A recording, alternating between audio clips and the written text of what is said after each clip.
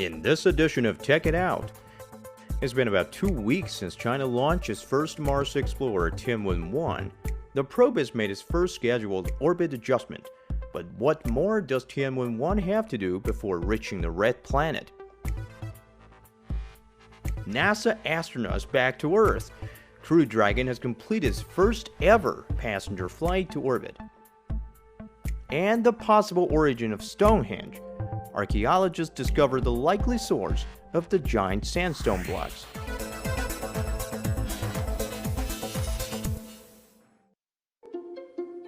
Mars has become a graveyard for robots.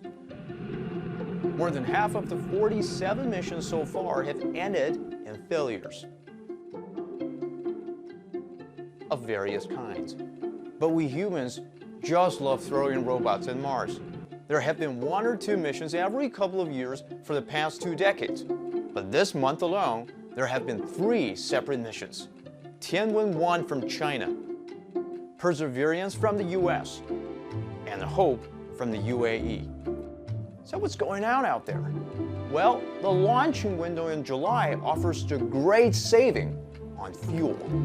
Like airlines, space agencies want to find the shortest route to Mars. But it's not when the 2 planets are at their closest, as you might think. Well, the solar system is constantly shifting. Every time Mars completes a single orbit, Earth goes around the Sun almost twice. That makes space travel far more complicated than a straight line on Earth. Actually, if you launch when 2 planets are at their closest distance, a point known as Mars opposition, your robots may never get to Mars. Instead, scientists will patiently wait for a time when Mars has a head start.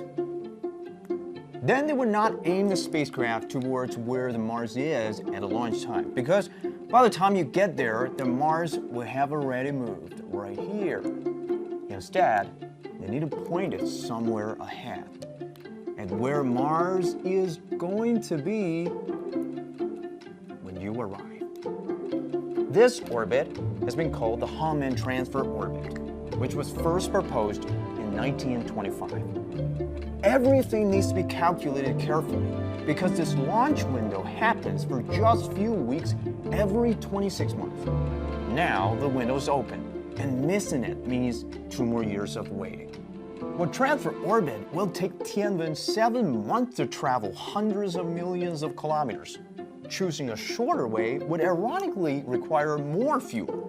The best things about this orbit is that theoretically, the propulsion system just needs to kick in twice during the trip to get off Earth at the beginning and catch up Mars when it's approaches. And you should barely use fuel in between.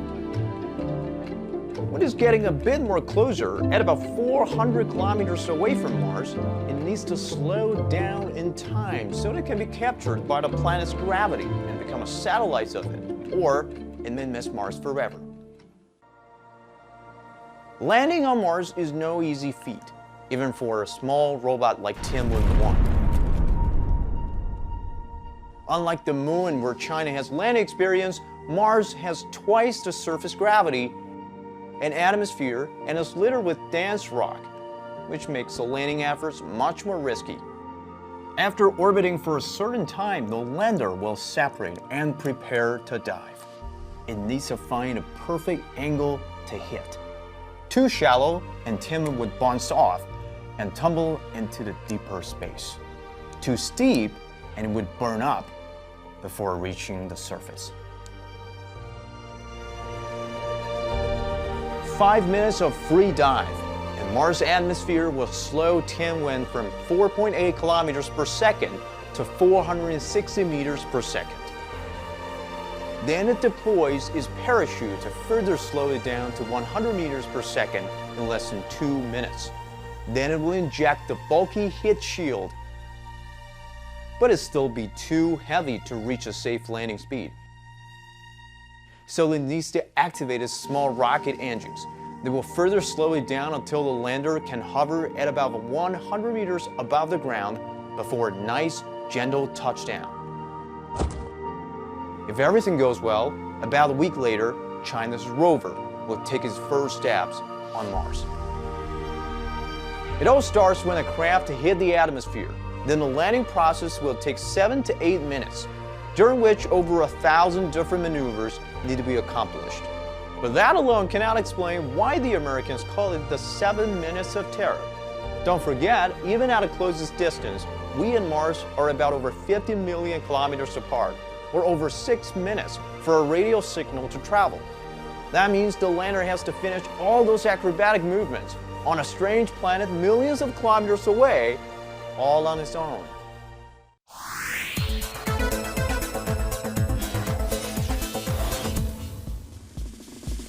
Welcome to Science Saturday. I'm Kasturi Manikam. Today we look at science news ranging from space exploration to megalith. First, NASA launches its Perseverance rover to Mars days after China's Tianwen-1. A car-sized rover took off last Thursday from the Cape Canaveral Air Force Station in Florida. An Atlas V rocket sent it on its 7-month journey to the red planet. Its goal is to address key questions about the potential for life on Mars. It will take Martian rock samples back to Earth for the first time. The $2.4 billion mission is the U.S. Space Agency's 9th trek to the planet. SpaceX's Crew Dragon successfully returns NASA astronauts back to Earth from the International Space Station. Bob Behnken and Doug Hurley splashed down in the Gulf of Mexico on Sunday. With this landing, the Crew Dragon has successfully completed its first ever passenger flight to orbit. The mission, which lasted for 2 months, was called Demon 2. The company is now performing a series of tests for the upcoming Starship spacecraft, which is aiming for Mars. Archaeologists have discovered the likely source of the giant sarsen stones at Stonehenge. The breakthrough discovery says the likely origin is westwards, about 24 kilometers away from Stonehenge, close to the town of Marlborough. The monument, built by Neolithic people, is largely made from 2 types of stone. The smaller slabs, called bluestones, are known to have come from southwest Wales. The co-inventor of the computer mouse has died at the age of 91. William English passed away in California last month due to respiratory failure. He built the first wooden box-shaped mouse prototype in 1963 using his colleagues' rough sketches and notes. But both he and his co-workers did not gain much wealth from the groundbreaking invention, which has now become one of the most common tech devices worldwide.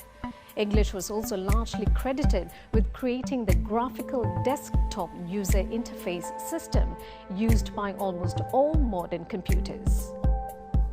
Well, that's all for today. If you have any comments, please let us know and stay in touch with us on our website and social media platform. This is CGTN's Tech It Out. See you next time.